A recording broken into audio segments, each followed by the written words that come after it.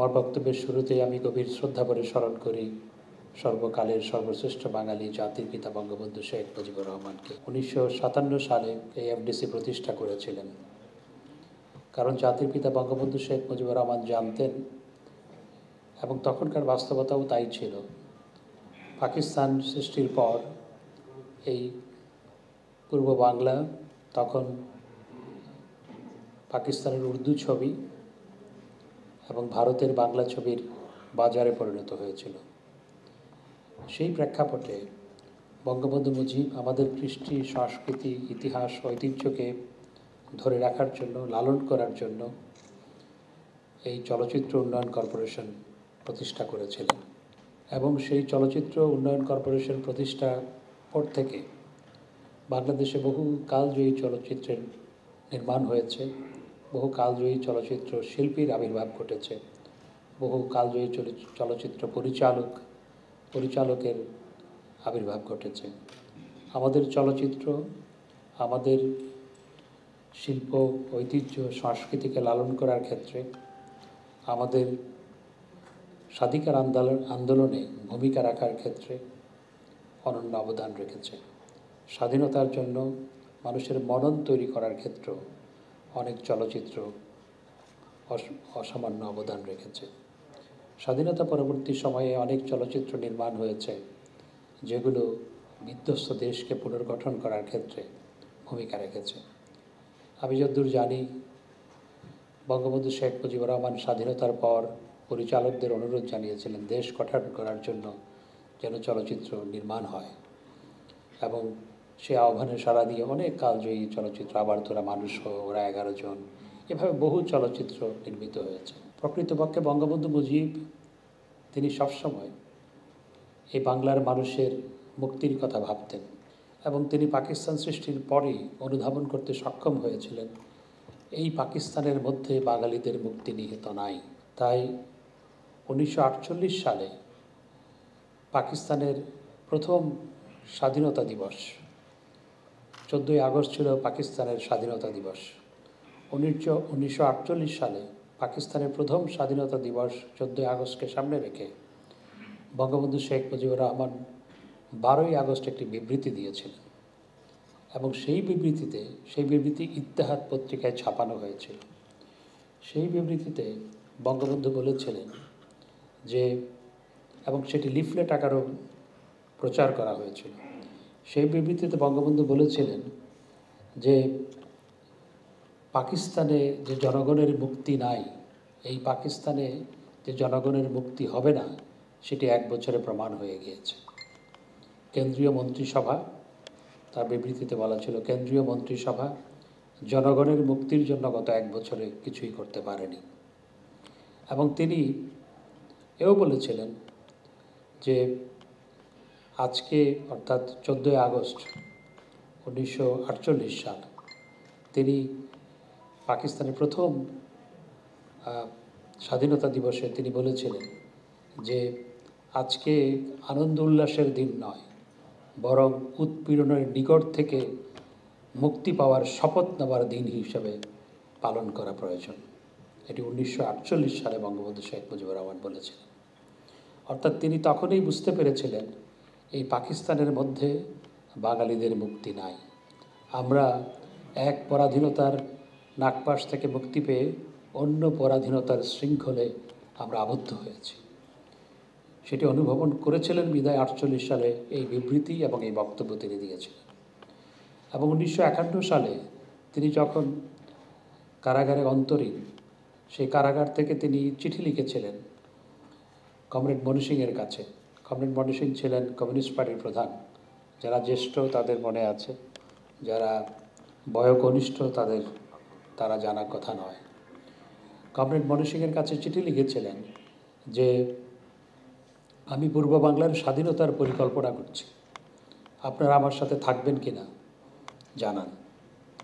এবং এই কথাটি কমরেড মনি সিং নিজের বক্তব্যে 1972 সালে বঙ্গবন্ধুর 53তম জন্মদিন পালন উপলক্ষে কমিউনিস্ট পার্টি যে আয়োজন করেছিল, সেই আয়োজনে বক্তব্যে কমরেড মনি সিং নিজে বলেছেন, এবং তার সেই বক্তব্য ইত্তেফাক পত্রিকা সহ বিভিন্ন পত্রিকায় ছাপানো হয়েছিল, যেগুলো এখনও সংরক্ষিত আছে।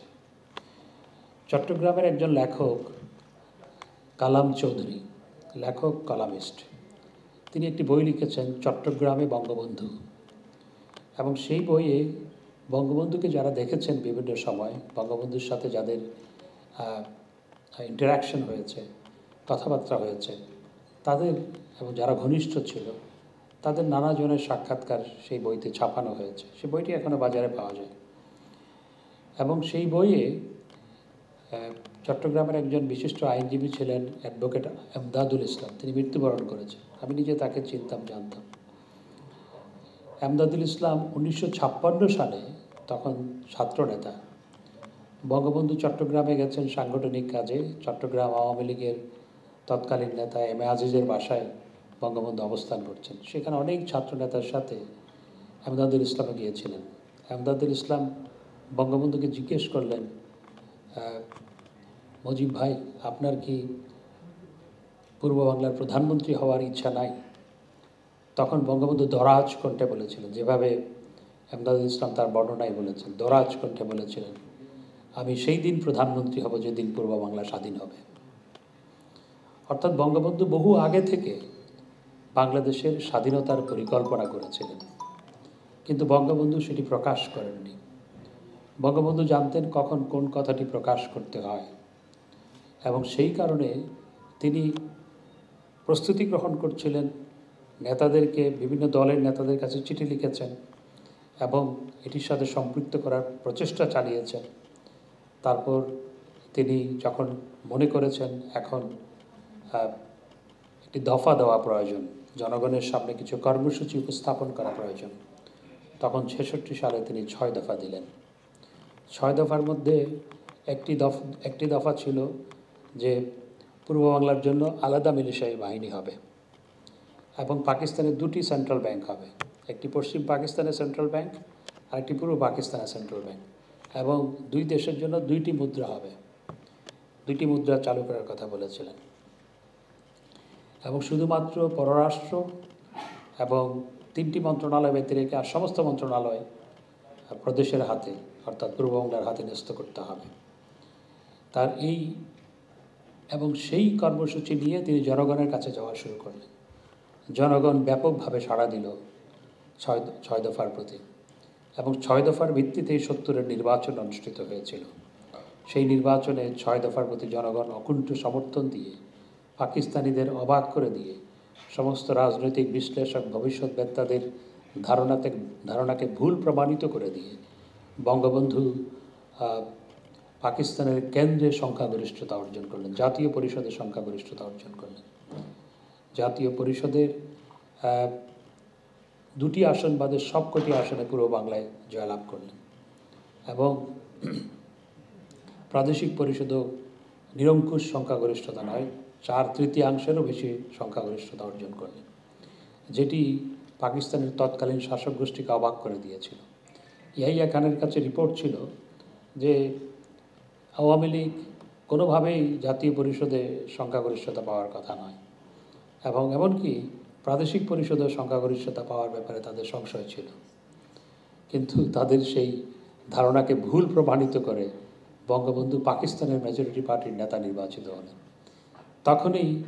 যখন বঙ্গবন্ধু তখন জনগণের কর্তৃক নির্বাচিত পাকিস্তানের নেতা, সংখ্যাগরিষ্ঠের ভোটে নির্বাচিত নেতা, তখন বঙ্গবন্ধু পাকিস্তানের প্রধানমন্ত্রী, তাকে প্রধানমন্ত্রীর আসনে বসানো তখন সংবিধান অনুযায়ী, পাকিস্তানের সংবিধান অনুযায়ী এবং প্রতিশ্রুতি অনুযায়ী, সামরিক শাসকদের প্রতিশ্রুতি অনুযায়ী, জনগণের রায় অনুযায়ী তখন সেটি প্রয়োজন ছিল। তখন পাকিস্তানের শাসক গোষ্ঠী বঙ্গবন্ধুকে বলেছিলেন 2টি দফা বাদ দিতে হবে 6 দফার। তখন বঙ্গবন্ধু বলেছিলেন, আমি যখন 6 দফা ঘোষণা করি তখন সেই 6 দফা ছিল আওয়ামী লীগের 6 দফা। যখন 6 দফার ভিত্তিতে নির্বাচন হয়েছে তখন সেই 6 দফা আর আওয়ামী লীগের দফা না, এটি জনগণের দফা। আমি এই 6 দফার সাথে কোনো আপোষ করতে পারব না। এবং বঙ্গবন্ধু যদি আপোষ করতেন তাহলে তিনি পাকিস্তানের প্রধানমন্ত্রী হতে পারতেন, তিনি আপোষ করেন নাই। এবং তিনি অসহযোগ আন্দোলনের ডাক দিলেন, ৭ই মার্চ তিনি স্বাধীনতার ডাক দিলেন। অর্থাৎ উনি পরিকল্পনা করেছেন অনেক আগে। 48 সালের বিবৃতি, 51 সালের চিঠি, 56 সালের বক্তব্য, যেটি আমি বললাম। এর বাইরেও আরও অনেক কিছু আছে, সেগুলো আমি উল্লেখ করতে গেলে অনেক সময় লাগবে। পরিকল্পনা করেছেন অনেক আগে, কিন্তু ধীরে ধীরে বাঙালির মনন তৈরি করেছেন এবং বাঙালিকে তার সাথে নিয়েছেন, এবং যখন উপযুক্ত সময় তিনি মনে করেছেন তখন স্বাধীনতার ডাক দিয়েছেন। এবং স্বাধীনতার যখন ডাক দিলেন ৭ই মার্চ, বঙ্গবন্ধু কার্যত পুরো পাকিস্তানের স্বাধীনতাই ঘোষণা করে দিয়েছিলেন, কারণ তিনি বলেছেন এবারের সংগ্রাম স্বাধীনতার সংগ্রাম।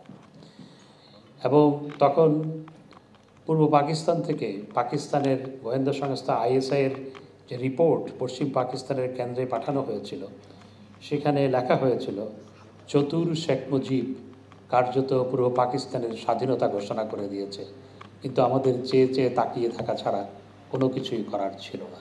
এইভাবে বঙ্গবন্ধু স্বাধীনতার ডাক দিয়েছেন, কার্যত স্বাধীনতা ঘোষণা করেছেন। কিন্তু বঙ্গবন্ধু শুধু বলেননি আজ থেকে বাংলাদেশ স্বাধীন, সেটি বলেননি। এর আগে স্বাধীনতার পতাকা উত্তোলন হয়েছে, এর আগে নতুন বাংলাদেশের মানচিত্র প্রকাশ করা হয়েছে, অনেক কিছু হয়েছে। কিন্তু তিনি এরপর 25শে মার্চ দিবাগত রাতে 26শে মার্চের প্রথম প্রহরে তিনি বাংলাদেশের স্বাধীনতা ঘোষণা করেন। এজন্যই বঙ্গবন্ধুকে রাজনীতির কবি বলা হয়। এবং বাঙালিদের জন্য প্রথম তিনি জাতি রাষ্ট্র প্রতিষ্ঠা করেছেন। ইতিপূর্বে কখনো এই বাংলা ভাষাভাষী অঞ্চলে বাঙালিদের জন্য কোনো রাষ্ট্র প্রতিষ্ঠিত হয়নি। বাঙালিদের অনেক বাঙালি রাজা ছিল বিভিন্ন জায়গায়, এবং তখন রাজা উপাধি কেনা পাওয়া যেত, সম্রাটের কাছ থেকে রাজা উপাধি কেনা পাওয়া যেত। আবার ব্রিটিশদের কাছ থেকে রাজা উপাধি কেনা পাওয়া যেত। যে যত বেশি কর দিত, কর দিলে পরে তখন রাজা উপাধি, জমিদারি যেমন ব্রিটিশদের কাছ থেকে নিতে হতো, জমিদারি প্রথা আসলে মুঘল আমল থেকে চালু ছিল, তখন রাজা উপাধি পাওয়া যেত, এবং ব্রিটিশ আমলেও রাজা উপাধি পাওয়া। তখন কিছু রাজা ছিল, কিন্তু বাঙালিদের জন্য কোনো স্বাধীন রাষ্ট্র কখনো প্রতিষ্ঠিত হয়নি। জাতির পিতা বঙ্গবন্ধু শেখ মুজিবুর রহমানের নেতৃত্বেই প্রথম বাঙালিদের জন্য জাতিরাষ্ট্র বাংলাদেশ প্রতিষ্ঠিত হয়েছে। এবং স্বাধীনতা যুদ্ধের সময় স্বাধীনতা বিরোধীরা, রাজাকার আলবদররা, তারা বাঙালিদের মুক্তিকামী মানুষের বিরুদ্ধে অস্ত্র ধরেছে, নির্বিচারে মানুষকে হত্যা করেছে, গ্রামের পর গ্রাম জ্বালিয়ে দিয়েছে। আমার মনে আছে আমাদের গ্রামে পুরো গ্রাম জ্বালিয়ে দিয়েছিল। পুরো গ্রাম নয়, একটি ইউনিয়নে 1200 বাড়ি একদিনে জ্বালিয়ে দেওয়া হয়েছিল। আমার যে ইউনিয়ন চট্টগ্রামে, একদিনে একসাথে 1200 বাড়ি জ্বালিয়ে দিয়েছিল। তো এভাবে জনপদের পর জনপদ জ্বালিয়ে দেওয়া হয়েছিল।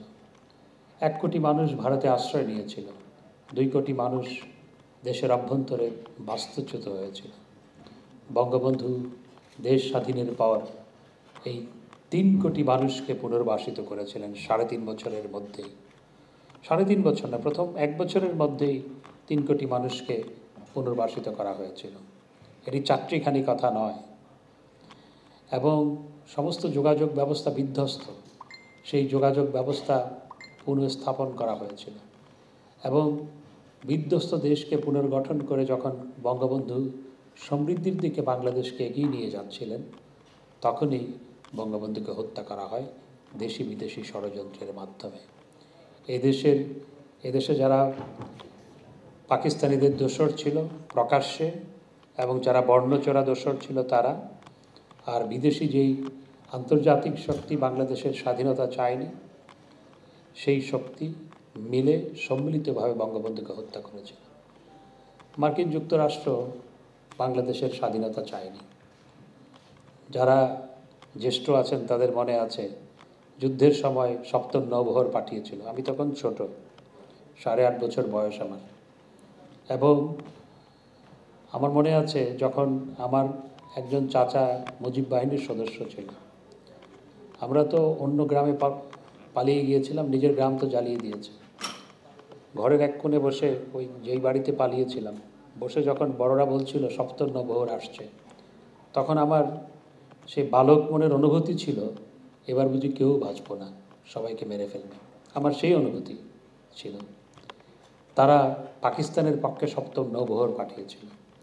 তো যে আন্তর্জাতিক শক্তি বাংলাদেশের স্বাধীনতা চায়নি, তাদের সাথে যোগ সাজসে বাংলাদেশে যারা আমাদের মুক্তিযুদ্ধের বিরুদ্ধাচরণ, পাকিস্তানিদের পক্ষাবলম্বন, পাকিস্তানিদের পক্ষে অস্ত্র ধারণ করেছিল যেই শক্তি, আর যে বর্ণচোরা শক্তি ছিল, তারা মিলে বঙ্গবন্ধুকে হত্যা করেছে। আর সেই বর্ণচোরা শক্তির মধ্যে ছিল খন্দকার মোস্তাক আহমেদ, জিয়া রহমান। কারণ জিয়া রহমান, আমি চট্টগ্রামের মানুষ, 26শে মার্চ রাতে আমি চট্টগ্রাম শহরেই ছিলাম, আমাদের চট্টগ্রাম শহরের বাসায় ছিলাম। 26শে জিয়া রহমান 25শে মার্চ সোয়াত জাহাজ থেকে অস্ত্র খালাস করতে যাচ্ছিল। পরে সেখানে যখন বাধা দেওয়া হয়, তিনি তারপর চলে গিয়েছিলেন করলডাঙ্গা পাহাড়ে। চট্টগ্রামের বোয়ালখালী উপজেলা একটি করলডাঙ্গা পাহাড় আছে কর্ণফুলী নদীর ওপারে, সেখানে চলে গিয়েছিল। এবং 26শে মার্চ এম এ হান্নান, তৎকালীন চট্টগ্রাম আওয়ামী লীগের সাধারণ সম্পাদক, চট্টগ্রাম জেলা আওয়ামী লীগের সভাপতি ছিলেন এম এ আজিজ, যার কথা বললাম 1956 সালে বঙ্গবন্ধু গিয়ে তার বাড়িতে অবস্থান করছিলেন। এম এ হান্নান স্বাধীনতার ঘোষণা পাঠ করলেন। শুধু এম এ হান্নান স্বাধীনতার ঘোষণা পাঠ করেছেন তা নয়, চট্টগ্রাম আওয়ামী লীগ অফিসের একজন বেয়ারার ছিল, 2004 সালে মৃত্যুবরণ করেছে, নুরুল হক। নুরুল হক নিজে বক্তব্য রেখে গেছেন যে এম এ আজিজ তাকে 100টা টাকা দিয়ে, এমআরসির দিকে 100টা টাকা দিয়েছিল এবং তাকে বলেছিল, তখন 100 টাকা অনেক টাকা, 71 সালে অনেক বড় টাকা, টাকা দিয়েছিল এবং বলল যে তুই বঙ্গবন্ধু স্বাধীনতা ঘোষণা করছে, তুই শহরে মাইকিং করে প্রচার কর। সে মাইক নিয়ে বেরিয়ে পড়ল, তখন নুরুল হক তরুণ, মাইক নিয়ে বেরিয়ে পড়ল এবং বঙ্গবন্ধুর স্বাধীনতার ঘোষণা সমস্ত চট্টগ্রাম শহরে 26শে মার্চ রাতে লুটতরাজ, গণহত্যা হয়েছে। আমি নিজে সাক্ষী। এবং সেই পরিস্থিতির মধ্যে নুরুল হক নিজের জীবনকে হাতের মুঠোয় নিয়ে সমস্ত চট্টগ্রাম শহরে বঙ্গবন্ধুর স্বাধীনতার ঘোষণা পাঠ করে শুনিয়েছে। যে কোনো সময় তার বুকে গুলি লাগতে পারত, সেটিকে উপেক্ষা করে সেটি করেছে। এক জায়গায় 26শে মার্চ চট্টগ্রামে বঙ্গবন্ধু বইতে এগুলো লেখা আছে, ভালো বই, বেশি আপনার পরিচিত লেখক না, কিন্তু খুব ভালো লিখেছে, যে চট্টগ্রামের মাঝির ঘাটে একটি গানের অনুষ্ঠান হচ্ছিল, কবির গানের অনুষ্ঠান। তো তখন বঙ্গবন্ধু তো স্বাধীনতা ঘোষণা করেছে রাত 12টার পরে, তখন কই মাইক পাবে। তারপর সেই কবির গানের অনুষ্ঠানে গিয়ে সেই মাইক নিয়ে রাতের বেলা বঙ্গবন্ধুর স্বাধীনতার ঘোষণা আবার প্রচার করা হয়েছে, সেই মাইকে প্রচার করা হয়। এভাবে সমস্ত বাংলাদেশে তখন বিভিন্ন জায়গায় মাইকিং করে বঙ্গবন্ধুর স্বাধীনতার ঘোষণা পাঠ করে শোনানো হয়েছে। এবং 26শে মার্চ এম এ হান্নান প্রথম বঙ্গবন্ধুর স্বাধীনতার ঘোষণা পাঠ করে শোনান। তখন চট্টগ্রাম আওয়ামী লীগের নেতারা সিদ্ধান্ত গ্রহণ করলেন যে একজন সেনা অফিসারকে দিয়ে স্বাধীনতার ঘোষণা পাঠ করানো দরকার, তাহলে বিষয়টাকে যুদ্ধ মনে হবে। তখন করলডাঙ্গা পাহাড় থেকে খবর দিয়ে এনে প্রথমে আমাদের স্বরাষ্ট্রমন্ত্রী ছিল যে 96 সালে কর্নেল রফিক, মেজর রফিক সাহেবের সাথে যোগাযোগ করা হলো। তিনি চট্টগ্রাম শহরে ছিলেন। তিনি বললেন যে আমি তো রণাঙ্গনে আছি, অ্যাম্বুশ নিয়ে আছি, আমি এখান থেকে সরলে অসুবিধা হবে। তখন তিনি জিয়া রহমানের নামও বলেছিলেন। তখন জিয়া রহমানকে ধরে এনে বঙ্গবন্ধুর স্বাধীনতার ঘোষণা পাঠ করানো হয় 27শে মার্চ। সেটি 26শে মার্চ নয়, সেটি 27শে মার্চ। প্রথমে জিয়া রহমান ভুলভাবে নিজেকেই বিপ্লবী নেতা ডিক্লেয়ার করে তিনি স্বাধীনতার ঘোষণা পাঠ করলেন। তখন এই ঘোষণা পাকিস্তানের কেন্দ্রীয় মন্ত্রী ছিল একে খান, আপনাদের মনে আছে, একে খান পাকিস্তানের কেন্দ্রীয় মন্ত্রী ছিল। তিনি রেডিওতে শুনলেন যে এই কি বলে এই বেটা। তারপর কে এই মেজর জিয়া?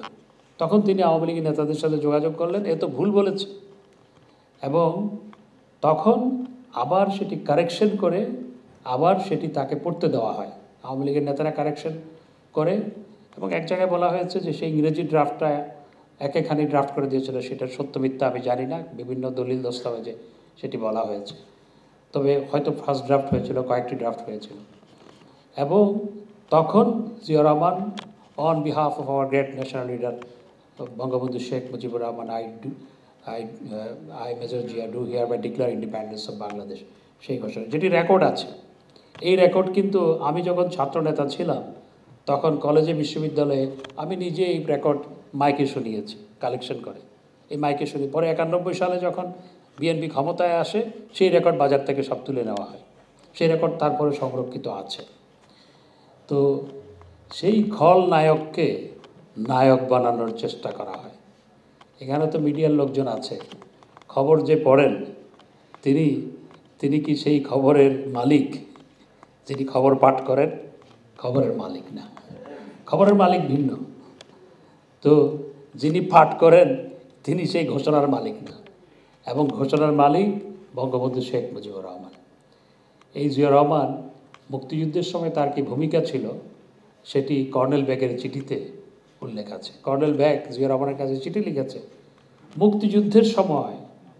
আমার মনে আছে, এখানে অনেক জ্যেষ্ঠ পরিচালক আছেন, আরও এখানে বাকিরা অত জ্যেষ্ঠ না, তো জ্যেষ্ঠ পরিচালক কয়েকজন আছেন, দুই একজনকে দেখতে পাচ্ছি, খুব বেশি নাই।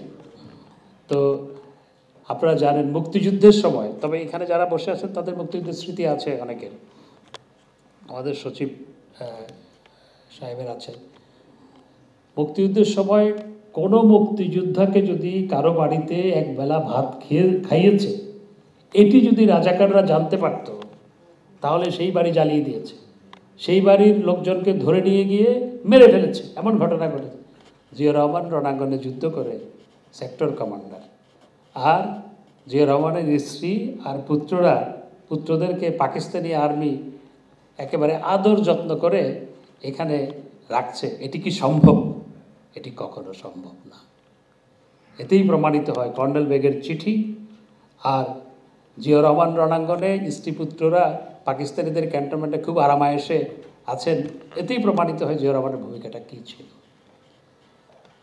এবং এই জিয়া রহমান বঙ্গবন্ধুর খুনের সাথে ওতপ্রোতভাবে যুক্ত ছিল। আমি সেই বর্ণনা দিতে গেলে অনেক সময় লাগবে, সেজন্য সেই বর্ণনায় যাচ্ছি না। তবে যারা বঙ্গবন্ধুর কুশীলব ছিল জিয়া রহমান সহ অন্যান্যরা, তাদের মুখোশ ধীরে ধীরে উন্মোচিত হবে, আরও উন্মোচিত হবে ইনশাআল্লাহ ভবিষ্যতে।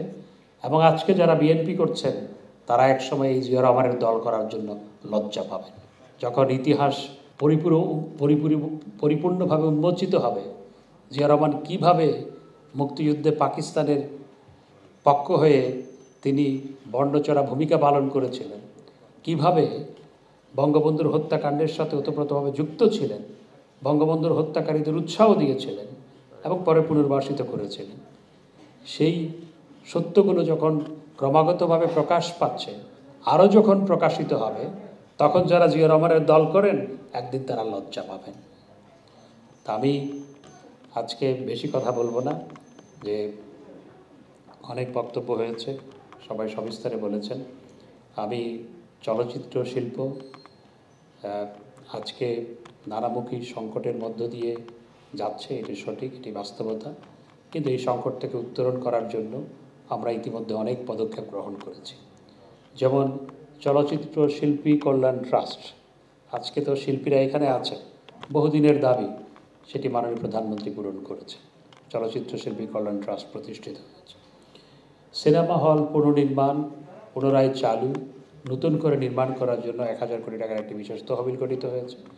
সেই তহবিলটি যাতে আরও অপারেশনাল হয়, আমরা খুব সহসা আমাদের সচিবের নেতৃত্বে একটি প্রাইভেট ব্যাংকের প্রতিনিধিদের নিয়ে এবং চলচ্চিত্র শিল্পের বিশেষ করে হল মালিক, প্রযোজকদের আরও যাদের প্রয়োজন তাদেরকে ডেকে আমরা একটি বৈঠক করব, যাতে এই খাত থেকে সবাই খুব সহসা উপকার পায়। এবং আমরা চলচ্চিত্র নির্মাণের জন্য অনুদান বাড়িয়েছি। আগে 8-9টি চলচ্চিত্রে অনুদান দেওয়া হতো, এবছর আমরা 20টি চলচ্চিত্র দিয়ে। আগে কোনো বাণিজ্যিক ছবিতে অনুদান দেওয়া হতো না, এখন আমরা বাণিজ্যিক ছবিতে ব্যাপকভাবে অনুদান দিয়েছি এবং খুব যাচাই বাছাই করে মেরিটের ভিত্তিতেই হয়েছে, কোনো তদবিরের ভিত্তিতে কোনোটা হয় নাই। এবং তদবির যারা করে, তদবির যে এখনও করে না তা নয়, তদবির যারা করে তারা আসলে তারা আমাদের বলা আছে তদবির যারা করে তাদের মার্কস যেন কমে যায়, সুতরাং সেটিই হচ্ছে। তো অত্যন্ত স্বচ্ছভাবে সেটি করা হচ্ছে এবং চলচ্চিত্রের মানুষরাই মূলত সিদ্ধান্ত নেয়। কমিটিতে চলচ্চিত্রের লোকজন আছেন, তারাই সিদ্ধান্ত নেয়, আমরা মন্ত্রণালয় থেকে কোনো সিদ্ধান্ত চাপিয়ে দেই না। তো এইভাবে চলচ্চিত্র শিল্পের উন্নয়নের জন্য অনেক কাজ হচ্ছে। চলচ্চিত্র সিঙ্গেল স্ক্রিন সিনেমা হল শুধু বাংলাদেশে বন্ধ হয়েছে তা নয়, বোম্বে শহরেও বহু বন্ধ হয়ে গেছে। এক হিসাবে বলছে বোম্বে শহরে 30 থেকে 40টা সিঙ্গেল স্ক্রিন সিনেমা হল বন্ধ হয়ে গেছে, আবার অনেক সিনেপ্লেক্স হয়েছে। যে আগামী 19 তারিখ একটা নতুন সিনেপ্লেক্স মিরপুরে চালু হচ্ছে, আমাদের দেশেও আরও সিনেপ্লেক্স হবে। এবং এই যে আমরা তহবিল গঠন করেছি, এটি থেকে সাহায্য নিয়ে মাত্র 5%-এ তারা ঋণ পাবেন লং টার্ম, এবং ঢাকার বাইরে, ঢাকা চট্টগ্রামের বাইরে সম্ভবত 4.5%-এ ঋণ পাবেন। তো আমি মনে করি যে করোনার কারণে আমরা একটু পিছিয়েছি, তো করোনা থেকে আমরা সহসা উত্তরণ পাবো বলে আশা করছি। অন্তত করোনা অনেকটা নিয়ন্ত্রণে চলে আসবে, যেভাবে সরকার ব্যাপকভাবে টিকা দেওয়া শুরু করেছে এবং বাংলাদেশেও টিকা উৎপাদনের কর্মসূচি গ্রহণ করা হয়েছে। সুতরাং চলচ্চিত্র শিল্পেও আমি মনে করি অন্যান্য শিল্পের মতো এখানেও খুব সহসা সুবাতাস বইবে এবং চলচ্চিত্র শিল্প, আমাদের এই চলচ্চিত্র শিল্প বিশ্ব অঙ্গনেও একটি জায়গা করে নেবে। ইতিমধ্যেই যে নেয়নি তা নয়, অনেক চলচ্চিত্র বিশ্ব অঙ্গনে অনেক পুরস্কার নিয়ে এসছে। তা আমি আপনাদের সবাইকে ধন্যবাদ জানিয়ে, শুভেচ্ছা জানিয়ে, জাতির পিতার প্রতি আবারও শ্রদ্ধা জানিয়ে, বঙ্গমাতা শেখ ফজিলাতুন্নেসা মুজিব সহ 15ই আগস্টের সকল শহীদদের প্রতি আবারও শ্রদ্ধা জানিয়ে আমার বক্তব্য শেষ করছি। জয় বাংলা, জয় বঙ্গবন্ধু। এই ইতিহাস ভুলে যাব আজ আমি কি তেমন সন্তান, যখন আমার পিতার নাম শেখ মুজিবুর রহমান। আগস্ট এই মাস বাঙালি জাতির, সমগ্র বিশ্বের জন্যই শোকের মাস। আমরা বলি কাঁদো বাঙালি কাঁদো, তো কাঁদতে কাঁদতে আমাদের চোখের পানি শুকিয়ে গেছে। এখন আমরা কাঁদতে চাই না, শুধু বিচার চাই এবং বিচার আইনি প্রক্রিয়ায় বাস্তবায়ন যাতে হয়, আমাদের দায়িত্ব এবং কর্তব্য হলো সেটি। আজকের এই আলোচনা সভায় বিএফডিসি আয়োজিত আলোচনা সভায় উপস্থিত সম্মানিত সভাপতি, ব্যবস্থাপনা পরিচালক এফডিসি নুজহাত ইয়াসমিন, আমাদের আজকের আলোচনার প্রধান অতিথি গণপ্রজাতন্ত্রী বাংলাদেশ সরকারের তথ্য সম্প্রচার মন্ত্রণালয়ের মাননীয় মন্ত্রী, বাংলাদেশ আওয়ামী লীগের সংগ্রামী যুগ্ম সাধারণ সম্পাদক, আমাদের শ্রদ্ধেয় অভিভাবক জনাব ডক্টর হাসান মাহমুদ এমপি মহোদয়, উপস্থিত আছেন সম্মানিত বিশেষ অতিথি তথ্য সম্প্রচার মন্ত্রণালয়ের সম্মানিত সচিব জনাব মকবুল হোসেন, উপস্থিত আছেন আমাদের সকল শ্রদ্ধেয় অতিথিবৃন্দ। আমি ক্ষমা চাচ্ছি, সবাইকে আমরা চিনি, আশা করি একটু আমাকে ক্ষমা করবেন। আমি কথা বেশি বাড়িয়ে বলতে চাই না, কারণ মন্ত্রী মহোদয়ের বক্তব্য আমরা শুনতে চাই, আমরা তার কথাই শুনব। আমি শুধু বলতে চাই যেটা, যে আমাদের শপথ কী হবে। আমরা জাতির পিতার হত্যাকারীদের বিচার শুরু করেছি, জাতির পিতার রক্ত আদর্শের সুযোগ্য উত্তরাধিকার এই প্রজাতন্ত্রের 4 বার নির্বাচিত মাননীয় প্রধানমন্ত্রী, আমাদের পরম শ্রদ্ধেয় মমতাময়ী মা, আমাদের আশার আলো, আমাদের বাতিঘর। আমাদের অস্তিত্বের সারথি বঙ্গবন্ধু কন্যা জননেত্রী শেখ হাসিনার নেতৃত্বে। খুনিদের বিচার কাজ সমাপ্ত হয়েছে। পলাতক খুনিদেরকে ফিরিয়ে আনার জন্য আইনি প্রক্রিয়া এবং কূটনৈতিক প্রক্রিয়া অব্যাহত আছে। ৭১-এর যুদ্ধাপরাধী দালাল, রাজাকার, পাকিস্তানিদের পা চাটা দালালদের বিচার আন্তর্জাতিক অপরাধ ট্রাইব্যুনালে এর মাধ্যমে সেই প্রক্রিয়াও সম্পন্ন হয়েছে। জাতীয় 4 নেতা যারা জাতির পিতার সাথে মৃত্যুর মুখে দাঁড়িয়েও বেইমানি করে নাই, আপোষ করে নাই, মাথা নিচু করে নাই, যে শিক্ষা জাতির পিতা দিয়ে গেছেন আমাদেরকে, সেই মহান 4 জাতীয় নেতার বিচার কার্যক্রম চলছে। 21শে আগস্টের বিচার কার্যক্রম চলছে। আজকে 17ই আগস্ট। একটু স্মরণ করে দিতে চাই, 2005 সালের 17ই আগস্ট আপনাদের সবার নিশ্চয়ই মনে আছে। একযোগে সারা বাংলাদেশে 300 আসনের 500 স্থানে জঙ্গিদের বোমা হামলা সকাল 11টা থেকে আধা ঘন্টার মধ্যে বাংলাদেশের সুপ্রিম কোর্ট, হাইকোর্ট, জাজ কোর্ট, প্রেস ক্লাব, আদালত প্রাঙ্গণগুলো, বিমানবন্দর, সমগ্র দেশটাকে একটা জঙ্গিদের আস্তানা বানানোর যে প্রক্রিয়া হাতে নিয়েছিল বেগম জিয়া, তার পুত্র তারেক রহমান, নিশ্চয়ই মনে আছে আপনাদের। আমরা যেন স্মরণ রাখি এই বিষয়গুলো। আমি শেষ করব কথা, যে যারা প্রত্যক্ষভাবে জাতির পিতা বঙ্গবন্ধু, বঙ্গমাতা,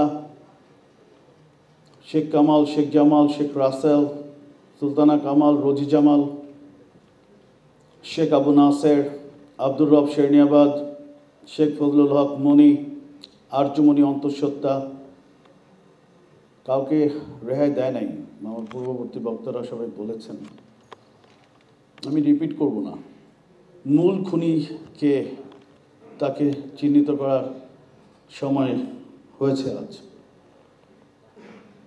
আমার বক্তব্য হলো, যেই খুনির মুখোশ উন্মোচন করতেই হবে আমার সন্তানদের জন্য, আমার ভবিষ্যৎ প্রজন্মের জন্য। এই খুনির নাম হলো জিয়াউর রহমান। এই খুনির মরণোত্তর বিচার বাংলার মাটিতে করতেই হবে। যখন আমাদের মার নাম বঙ্গবন্ধু কন্যা জননেত্রী শেখ হাসিনা, এই আস্থা এবং বিশ্বাস আমাদের আছে। সেই মুখোশ উন্মোচন করব ইনশাআল্লাহ। এই শপথ, এই অঙ্গীকার। জয় বাংলা, জয় বঙ্গবন্ধু।